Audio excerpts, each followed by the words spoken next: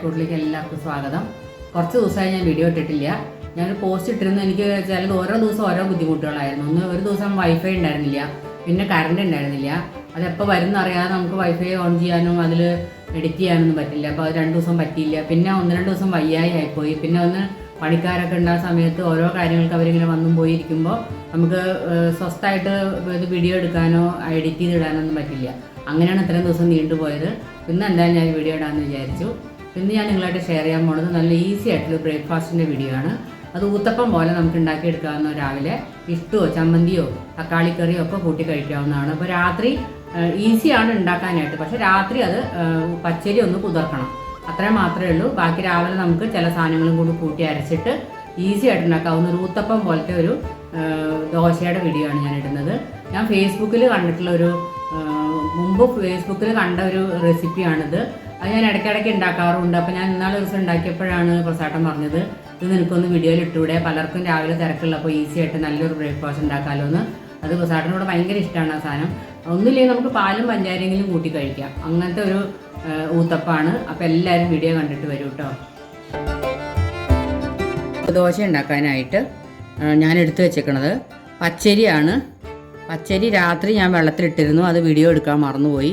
പച്ചരി 1 ഗ്ലാസ് വെള്ളത്തിലിട്ട് വെച്ചിരുന്നു രാത്രി. അത് രാവിലെ ഇപ്പോൾ കഴുകി ഊറ്റി കൊണ്ടുവന്നിരിക്കുന്നതാണ്. പിന്നെ ഒരു പിടി ചോറ് വേണം. 2 ടേബിൾ സ്പൂണേ ഉള്ളൂ കേട്ടോ അത്. പിന്നെ ഇതിനനുസരിച്ചുള്ളതാണ് പറയണം കേട്ടോ. 1 ഗ്ലാസ് അരിക്കുള്ളതാണ്. പിന്നെ 1 പിടി തേങ്ങ. പിന്നെ ഇതിന് ഓപ്ഷണലാണ്, ഞാൻ കുറച്ച് ഈസ്റ്റ് ഇടുന്നുണ്ട്. ഡ്രൈ ഈസ്റ്റ്, ആക്റ്റീവ് ഈസ്റ്റ് ഇല്ലേ, ഇൻസ്റ്റൻറ്റ്, അതാണ് ഒരു ലേശം ഇടുന്നുണ്ട്. ഇതിട്ടില്ലെങ്കിലും ദോശ നന്നായിട്ട് വരും. എന്നാലും ഞാൻ കുറച്ചും കൂടി ഒന്ന് സോഫ്റ്റ് ആവാൻ വേണ്ടിയിട്ട് ഈസ്റ്റ് ഇടുന്നതാണ്.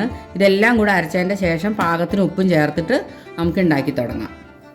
റെസ്റ്റ് ചെയ്യാൻ വെക്കുകയൊന്നും വേണ്ട, നമുക്ക് ഉടനെ തന്നെ ഉണ്ടാക്കാം. ഒരു 10 മിനിറ്റ് വെച്ചാൽ അത്രയും ഗുണം കിട്ടും, കുഴപ്പമൊന്നുമില്ല. ഇല്ലെങ്കിലും കുഴപ്പമൊന്നുമില്ല. അപ്പോൾ നമുക്കിത് അരച്ചു കൊണ്ടുവരാം. നമുക്കിതെല്ലാം ഒന്നിച്ച് മിക്സിയിലേക്ക് ഇടാം. ഇതൊരു ദോശമാവിൻ്റെ കൺസിസ്റ്റൻസി. നമ്മൾ പത്തിരിയൊക്കെ ഉണ്ടാക്കാനായിട്ട് വെള്ളം ഒഴിക്കില്ലേ, അതുപോലെ വെള്ളം ഒഴിക്കാവൂ. കുറേ ലൂസാവാനും പാടില്ല, കുറേ കട്ടിയാവാനും പാടില്ല. ചോറിട്ട് കൊടുക്കാം. പിന്നെ നമ്മൾ എടുത്ത് വെച്ചേക്കണ തേങ്ങ, പിന്നെ ഈസ്റ്റ്.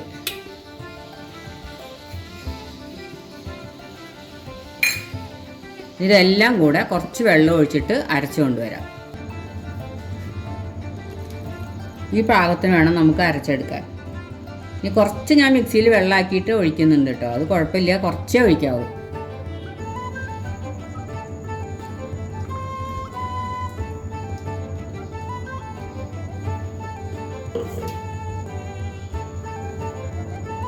ഇനി ആവശ്യത്തിന് ഉപ്പും ചേർത്തിട്ട് നമുക്ക് ഇളക്കി വയ്ക്കാം.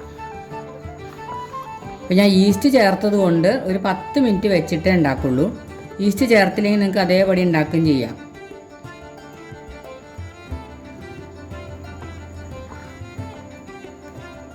ഇത്ര വെള്ളം പാടുള്ളൂ. ഇങ്ങനത്തെ കൺസിസ്റ്റൻസിയിൽ വേണം ഉണ്ടാക്കാനായിട്ട്. ഇതൊരു 10 മിനിറ്റ് ഞാൻ റെസ്റ്റ് ചെയ്യാൻ വെക്കുകയാണ്. അപ്പോൾ ഞാൻ ദോശക്കല്ല് അടുപ്പത്ത് വെച്ചിട്ടുണ്ട്. ഞാൻ ദോശക്കല്ലാണ് ഉണ്ടാക്കണത്.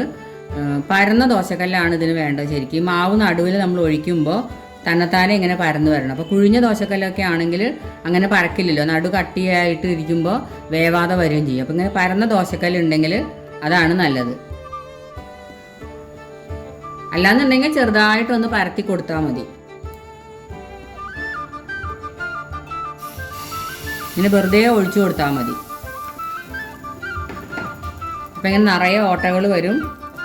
വേണമെങ്കിൽ നമുക്ക് കുറച്ച് നെയ്യ് ആക്കി കൊടുക്കാം, ഇല്ലെങ്കിലും കുഴപ്പമൊന്നുമില്ല. ഇത് നമ്മൾ തിരിച്ചിടില്ല, ഇങ്ങനെ തന്നെ എടുത്തിട്ടാണ് വെള്ളയപ്പം പോലെയാണ് ഇത് ഉണ്ടാക്കുന്നത്. നമുക്കൊന്ന് അടച്ചു വെച്ച് കൊടുക്കാം. തീ ഹൈ ഫ്ലെയിമിൽ വെക്കരുത്, ഒന്ന് താത്തി വെക്കണം.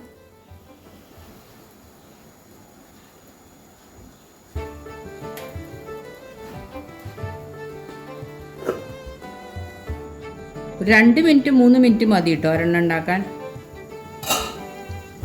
നമുക്കിത് എടുക്കാം. ഇതിൻ്റെ അടിവശം നല്ല എന്താ പറയുക, ക്രിസ്പി ആയിട്ടുണ്ടാവും. മോൾ വശം നല്ല സോഫ്റ്റ് ആയിരിക്കും. അങ്ങനെയാണ് ഈ ദോശ ഉണ്ടാവുക. ഇത് കറികളോ കടലക്കറിയോ ഗ്രീൻ പീസ് കറിയൊക്കെ കൂട്ടി കഴിക്കാം. പിന്നെ ഇതിൻ്റെ കൂടെ ഞാൻ ഉണ്ടാക്കുന്നത് ഒരു കപ്പലണ്ടിയുടെ ചട്നിയാണ്, പീനട്ട് ചട്നി. അത് ഞാൻ വേറെ വീഡിയോ ആയിട്ട് ഇടാം. ഇതിൻ്റെ കൂടെ ഇട്ടാൽ വീഡിയോ നീളം കൂടും. അപ്പോൾ അതുകൊണ്ട് ഞാനത് വേറെ ഒരു വീഡിയോ ആയിട്ട് ഇടാം. ഞാൻ ഒന്നും കൂടി കാണിച്ചു തരാം. മാവ് ഇങ്ങനെ വെറുതെ ഒഴിച്ചാൽ മതി. അപ്പോൾ നമ്മൾ കൺസിസ്റ്റൻസി മാവിൻ്റെ അതേപോലെ ആക്കണം. വെള്ളം ഒഴിച്ചിട്ട് പാകമാക്കി എടുക്കണം.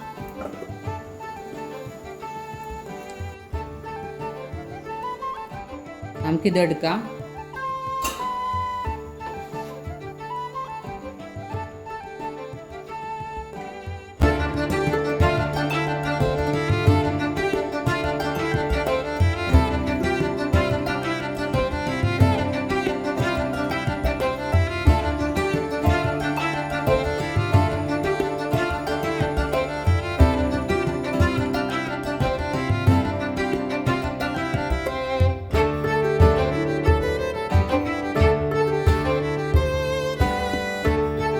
അപ്പോൾ ഈസി ആയിട്ടുള്ള ഈ ഊത്തപ്പത്തിൻ്റെ വീഡിയോ എല്ലാവരും കണ്ടു എന്ന് വിചാരിക്കുന്നു.